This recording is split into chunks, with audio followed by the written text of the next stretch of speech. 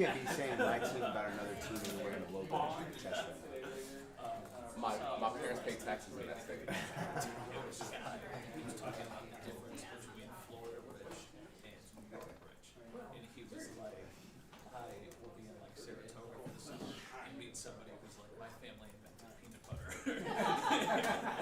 And he's like, they drive a Honda CRV and they're worth $240 million. And he's like, then I go to Florida and I see a Lamborghini. And somebody was like, oh yeah, Wow. $180 a year. Yeah, they lost 2 or 3 of the Padres and lost yesterday. So they were hot for a little while. Yeah. Well, I mean, that little stretch. Well, Yelich being good helps again. Hey, remember? But is he their best player or is Churi? I haven't really studied it that much. Christian Kirk. Is Churi the best player or Yelich right 2 now? years ago, never. Right now, but And then the guy like retired 3 weeks later. Look, all I care I about. see this in the same fan. I hope so. They did last dance. Wait, but literally, like, I know for them, for what they can spend, they pay one of them. The only thing I'll say is that that stretch got me like, okay, I can watch baseball for a month or 2 and think about the wild card. People have done this drill. It's not like this is a particular thing that is unique. can't lose 1-0. And they were like, Oh, the Brewers are going to keep losing the rest of this year. What? Already this year? No, in like the past 2 years, 3 of them were like this one. Oh, really? Yeah. Yeah, the offense is no bueno, which is funny because I would not have, like, if you were to tell me they're going to be mediocre, I'm like, oh, the pitching is going to work out. But, I mean, even then, McGill is like, okay, as a closer right now. And Woodruff can't stay out of anybody's legs. I don't know. Like, that's the one thing I feel good about that. Like, no matter what you think about McGill, they won that fucking Devil Williams.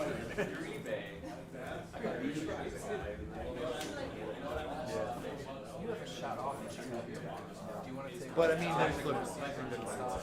they're a smart organization that's still hanging around, and I will absolutely take that for the future. Isn't that what they did? Last year before our free agency. That's how you gotta operate. Basically what he did. And you know, and we gotta unfortunately accept the fact that now the Cubs pulled ahead of us, and we're paying that. Let's do round 2 in the defensive line. Hopefully they're doing different drills and that'll make it. And maybe just sprinkle in some of the returners, AJ, Greg. Okay. So still primarily focus on the new guys because we don't have video. But let's get 3 shots of Ed, 3 shots of Greg. And then if you're back here like I hope tomorrow, we're gonna give you something completely new. We like to rotate it. It gets it gets a little stale if you have to do the same stuff over and over. Just get to know the guy. But I'm probably gonna want to hold all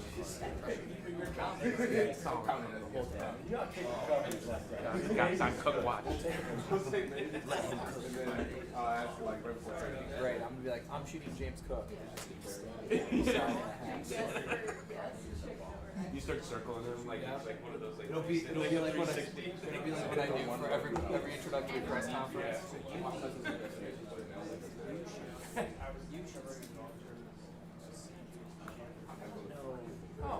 like, oh my gosh, we expected she's not newsflash. We haven't expected trouble before they sign the check.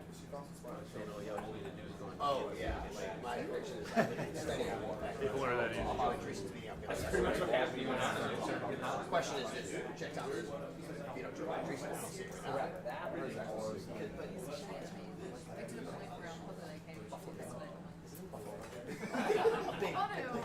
He's a middle guy. So responsible. That's what I was saying. right. Although anybody has questions, correct. That probably can't be. Swiss Army knife floater in space, essentially. Straight up.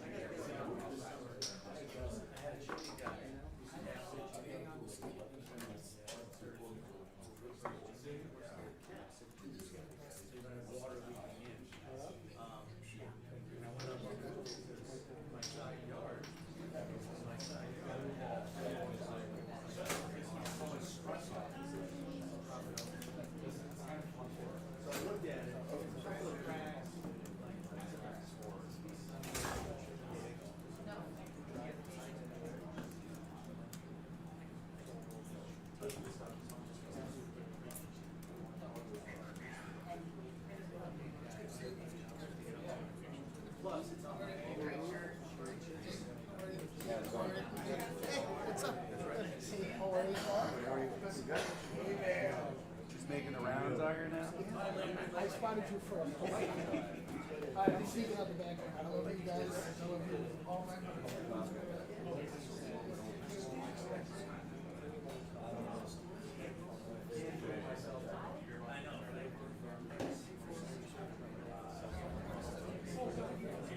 Get one international guy.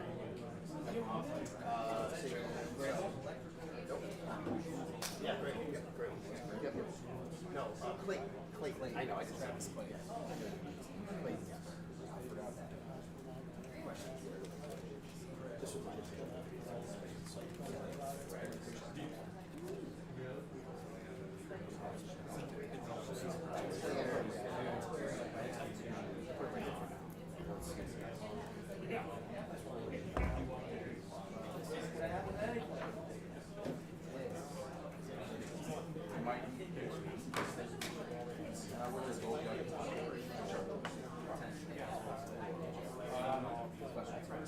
Here's what I think. They don't trust their leaders. He's the guy. He's the guy. That's all his job's on. Because they are so passionate about this stadium, the weather, that's absolutely I think at the end of last year, because he was injured, they came back just okay. Yes, it's a great point, but I think there's still nobody else on the roster. For that question. He's never done better punters. He has done it here out here. I know. At this point, she's picking up okay. This is the one. And another reason why.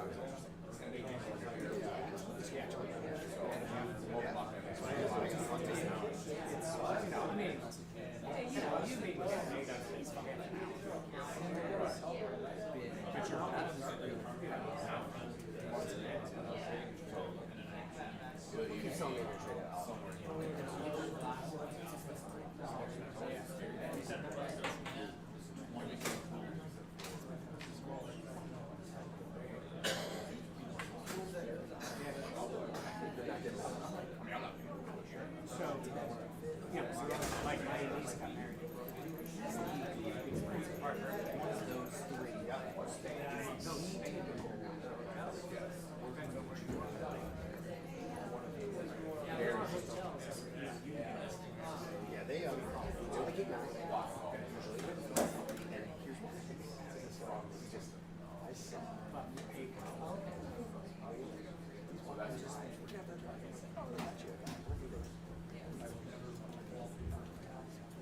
He didn't say names, but he said that. I'm like, okay, huh?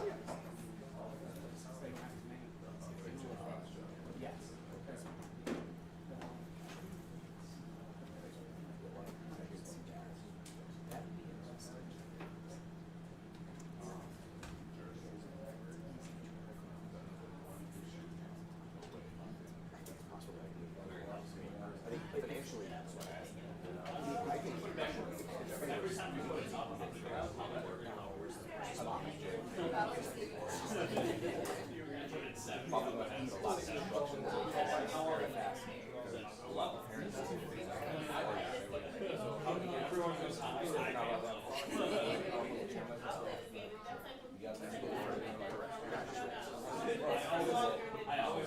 Yeah, walking part of the airport.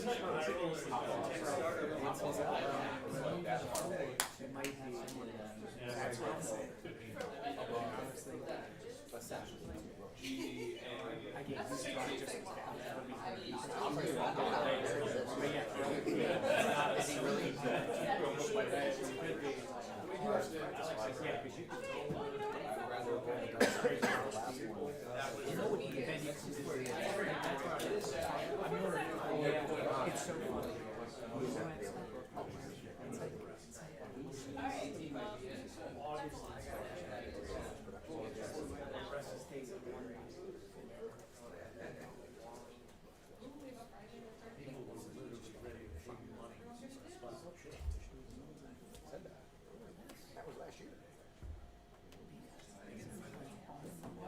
And so it just seemed like he was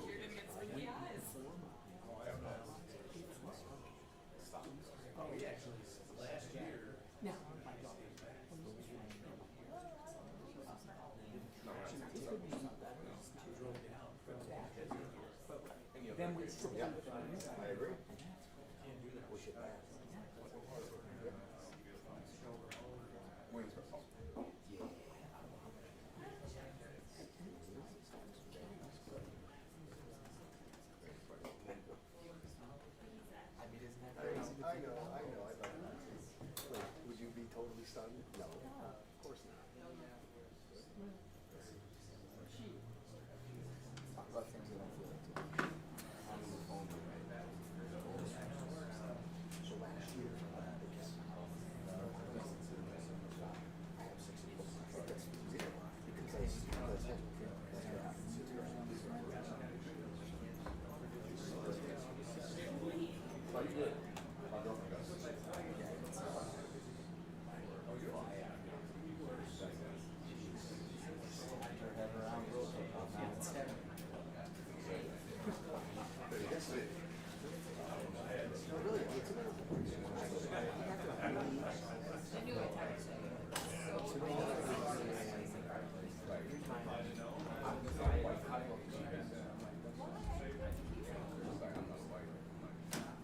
Right, but financially,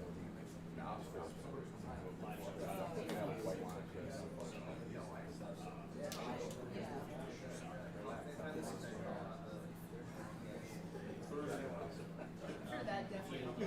I love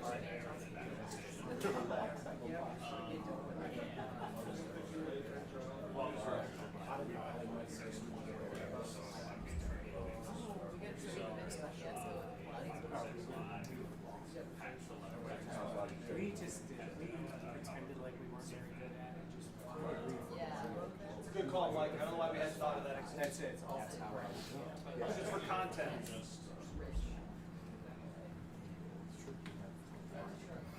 What'd you say?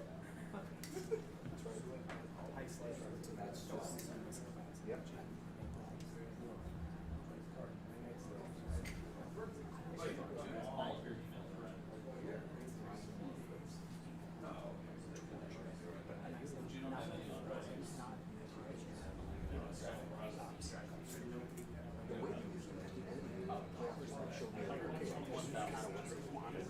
The class was not even like 35 minutes.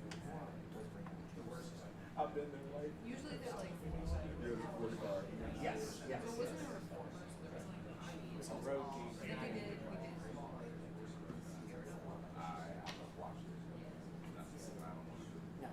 I actually. Forgot to have Johnson's celebrations.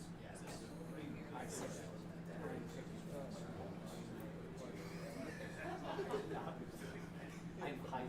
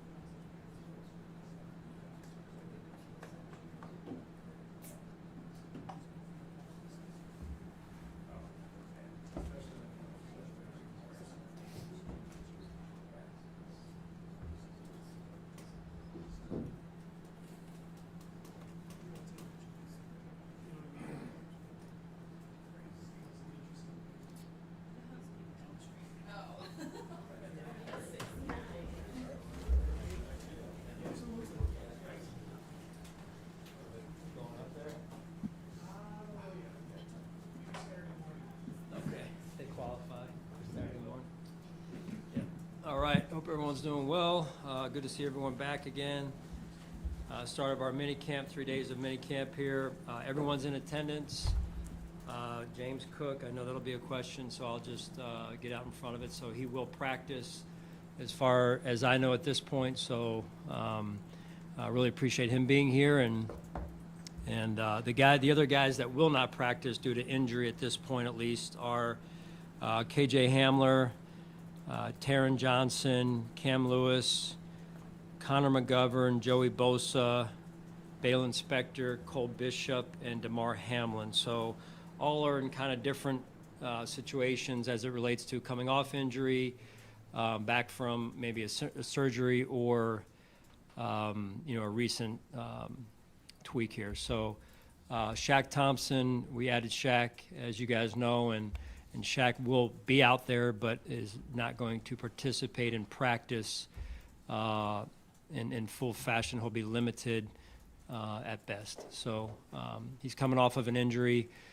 For those of you that may know, may not know, he's coming off of an injury and a surgery from last season. So we're working through that with him here. So the rest of the time's yours. No, I just addressed the James Cook situation. I mean, obviously, we're glad he's here. Just if you could just expound on, that.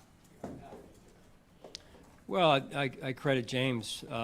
Business is business. At the end of the day, I know he loves being around this team and the guys in the locker room, and he loves to play football. So I respect his decision to be here and be amongst the team and get some work in today. And we're looking forward to that. Do you believe then that this is over in terms of him being at training camp and everything? What does this signify anything? We're just taking it one day at a time. Yeah, one day at a time. I mean, we've all been around this league a long time, and everyone has their own situations. They're all different, right? So I think, again, we need everybody to win, and we need everybody to practice. And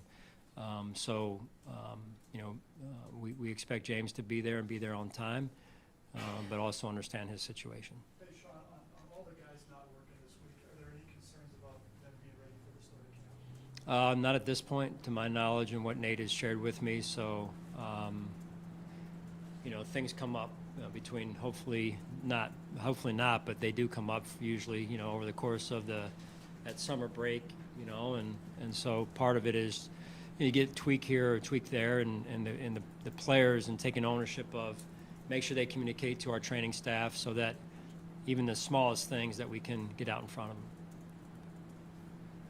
What kind of off-season has Josh had since he came back, and wanted to see out of him in terms of what he needs this week? Yeah, it's good to have him back. Certainly, I think it's been documented out there, at least to some extent. He got married, and now he's back with the team. So, life comes up, and it's been fun to watch him grow, and but really appreciate him being here, right?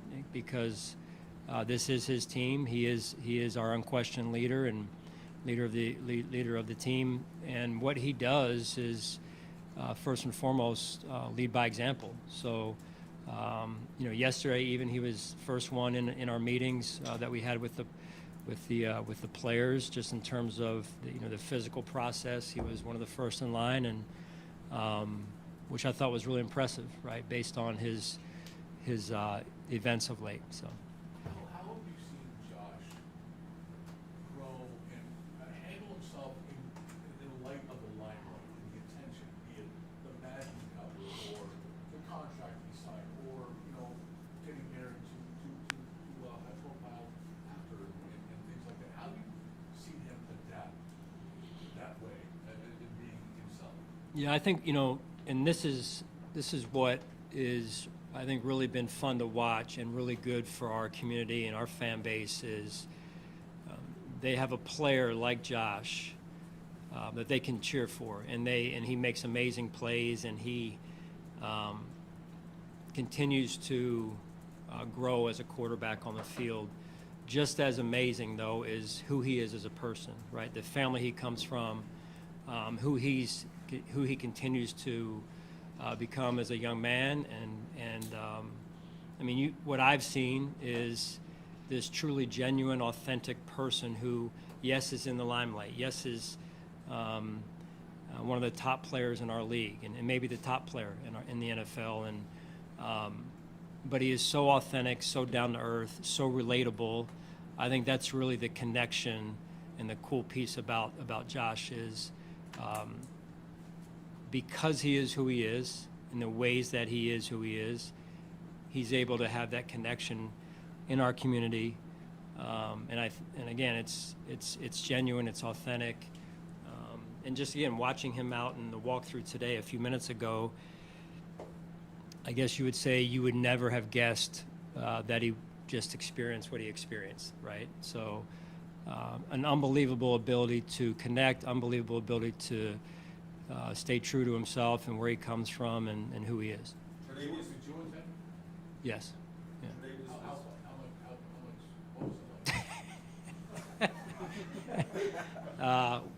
was the I was very grateful to be there, number one. Two, just it was what you would expect of a wedding. Great to see, and two really special families coming together. what we would expect as a wedding?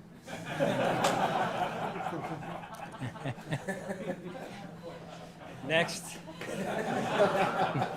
We won't get into maybe what you would expect. Sean, what can you tell us about Shaq Thompson and your time with him in Carolina and his role and what his fit is for your type of defense? Right. Yeah, I mean, we drafted Shaq when Brandon and I were both there, and really good player, tough, smart. He's been through some injuries over the course of the last few years, so that's been hard to watch from a distance. And the latest one we're working through, as I mentioned earlier, with him now.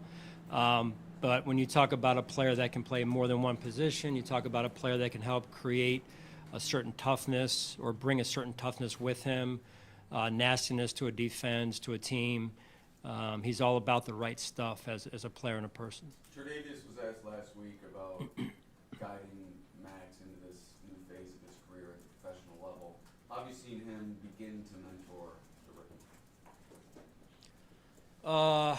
It's, again, just like Josh, incredibly impressed by Trey and his willingness to serve, willingness to share, willingness to impart the wisdom he's gained in this league for, however many years he's now been in the league, and share that with those young players. It's incredible. Especially when they're battling for potentially the same position. I think that really says a lot about who Trey is as a person, and these words did not come from him, but when I survey the situation, I look at it like, Trey knows he was our first pick here, right? And it's almost like he feels like he's back, and he's back to play and play at a high level. But he's also here to help serve the future of the organization for many years to come. And I think that says a lot about who he is and his actions day in and day out. Do the injuries to Teron Johnson and Cam Lewis create a growth opportunity this week for Hancock to really get some reps at nickel? Yep, no doubt. Anytime somebody's out, right, it's an opportunity for somebody else to step in and show us what they have. And so those are two young players that have had opportunities more so this spring. And Cole being out today, will provide another opportunity for some of those safeties, young safeties, to show us what they have. Wasn't Apollo done this spring? He's not on the list that you gave. Yeah. Is that a good indication that he's where you want him to be physically right now? Yeah, he's dialed in.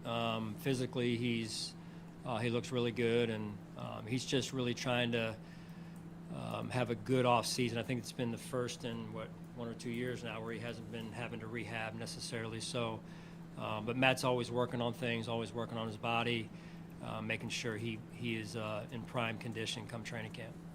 What would make this a successful week for you guys? I think, more than anything, it's how can we continue to connect now that everybody is here. Not everybody's going to be practicing, but everybody's here under one roof to continue to connect as a football team.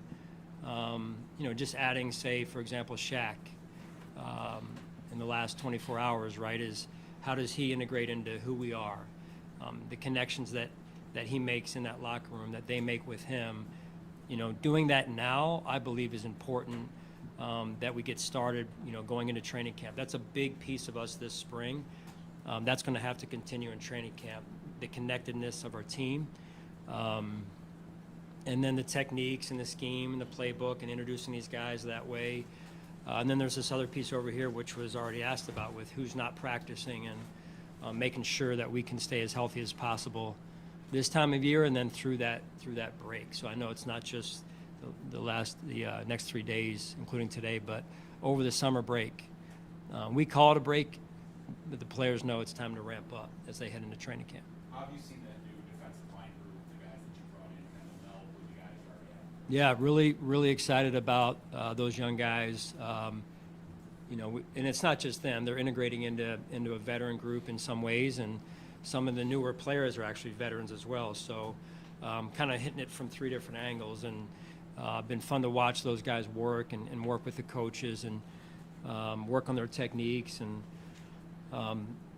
you know, that's as I've said before, we're going to go as the D-line goes on the defensive side. So having some young players in there, adding some new players, we've got to get healthy in that room and stay healthy. That's also a big part of it. To that point, Coach, is Deion Walker doing more than maybe he did when he first got here? Of course, is he being fully cleared, full go, et cetera? I believe he's on like 4 reps a period right now. He went from basically no reps to he's up to 4.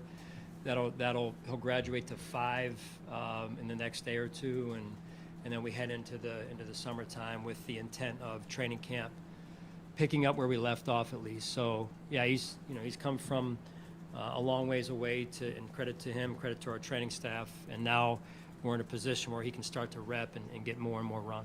What have you seen from Max Harrison? It's only been a month, but from a rookie, first time on the field in minicamp to where we are now. Well, I think everybody saw the night of the draft was the character really shown through for who he is as a person, the energy he brings day in and day out, vibrant personality, great smile. Now it's time to play football, right? So, he's learning the playbook, he's learning the techniques again, the onboarding process, how life is in the NFL this time of year. And what you're seeing really with Max is, let's just say he started here. That's not that it's low. It's just all these rookies come in and start at a certain point, and then he's every day really been intent on getting better, having a purpose, going out to the practice field. And a lot of our young players have been doing that as well. Sean, to follow up off of that, and then I asked about Trey, while he's mentoring and doing that, it's also a competitive situation that you build in all these positions. So with a guy like Trey, you've seen him from when he started to now, you see flashes of that, the competitiveness, or is that just like the way he's wired? Because while he's helping this young guy, he's also competing with him.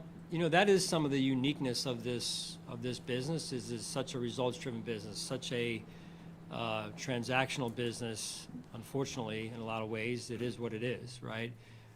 But when you have a player or a person, in this case like Trey, it doesn't surprise you when you see them turning around and helping a young player like Max, like Dorian, and beyond. So again, it just, you would hope that if you or I or anyone in this room was in the same position, we would do the same thing. But again, I think it goes back to Trey, and I don't want to put words in his mouth because this did not come from him, but when I survey the situation, as I said earlier, Mike, I just believe in my heart that there's something deeper behind all of it with Trey, because I know what this place means to him. I know what he means to us and to me, and then I just feel like, he wants to see the Bills continue to do good for years and years to come. Sean, what have you liked about Jackson Hawes' approach so far, and what are some traits that it takes to be a successful, what you would call a blocking tight end? Well, you got to have the personality, right? You got to love the friction. You got to love the conflict, the confrontation, as we call it. I think that's the start of any person who likes the physicalness of the game. Is you got to want to be in that street fight, and it's really, all off of film at this point because we're in shorts, t-shirts, and helmets. But his personality does seem to speak about, he likes the noise, and some like it and some don't. And we'll see when we get in training camp, and we've quite honestly tried to educate our rookies on what this is now that they're experiencing, and not to get too comfortable, because it's going to ratchet up, and it's going to ratchet up really fast in training camp in terms of the intensity, the physicality, the speed. That's how it goes. Spring, training camp, and then preseason game, regular season game, playoffs. It just continues on. Super Bowl. That's how the league works. How have you seen TJ Sanders integrate himself into that, knowing that, as you just said, you're still in shorts and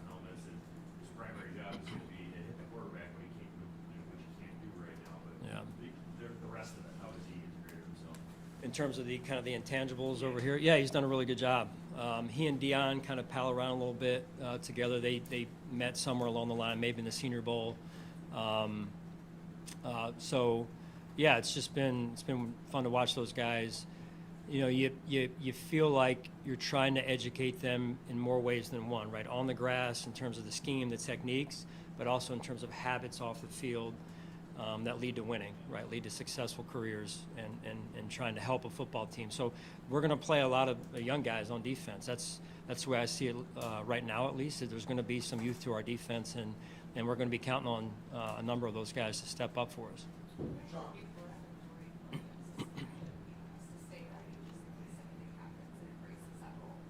What was your first part, Kay? Yeah, continued improvement.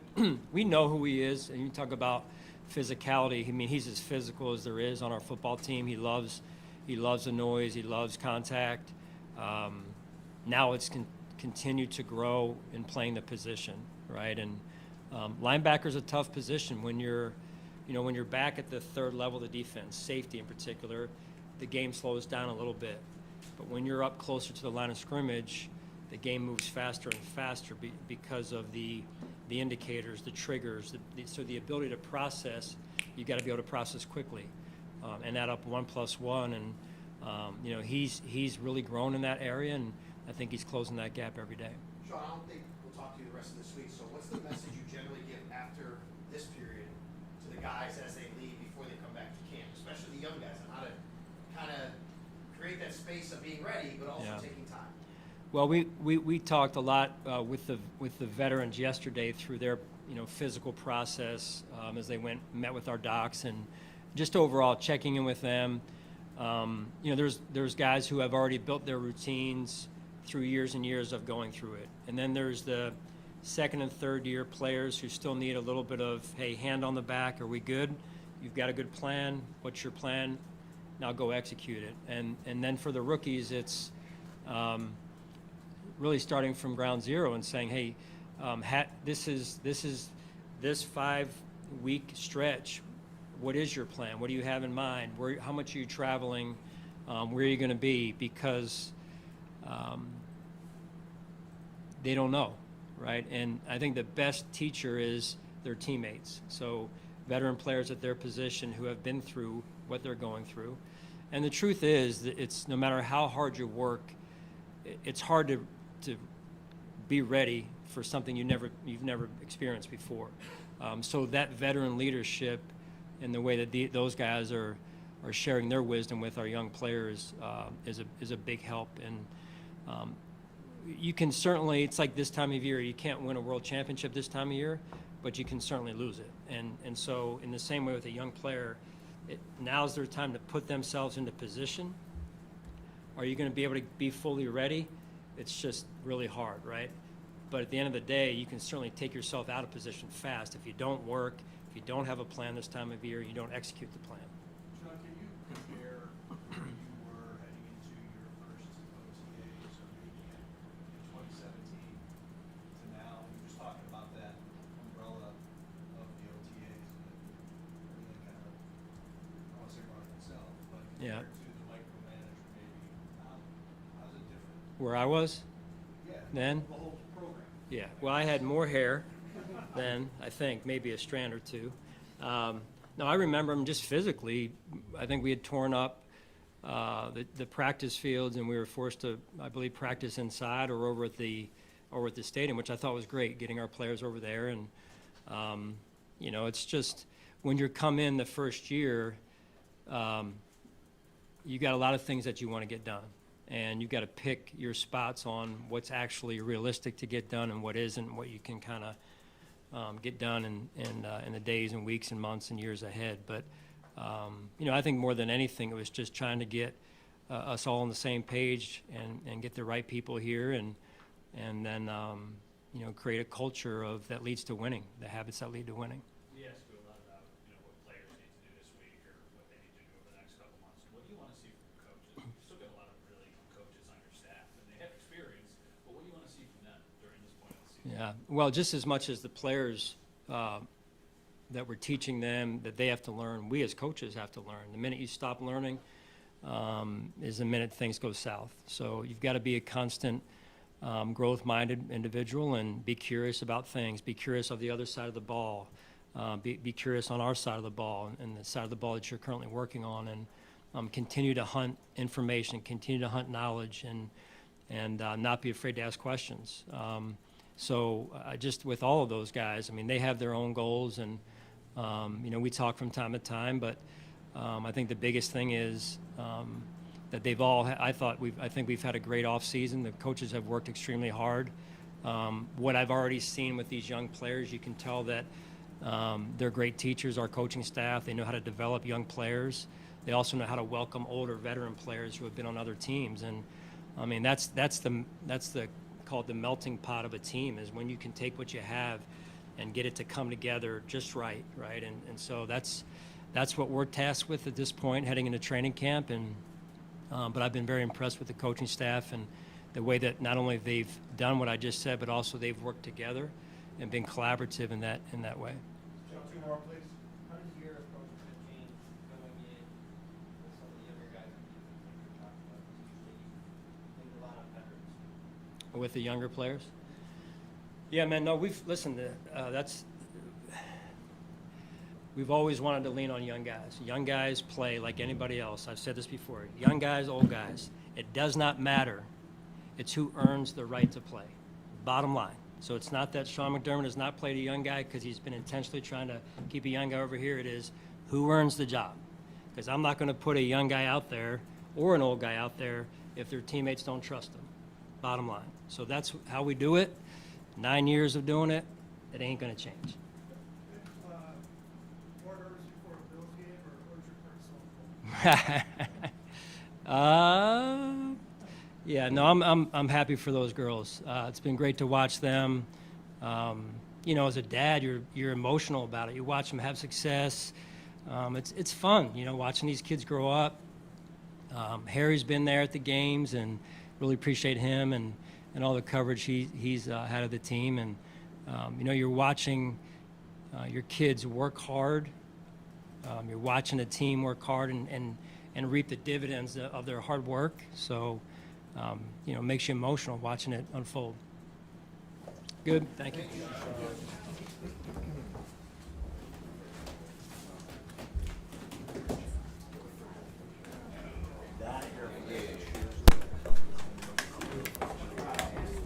Don't know.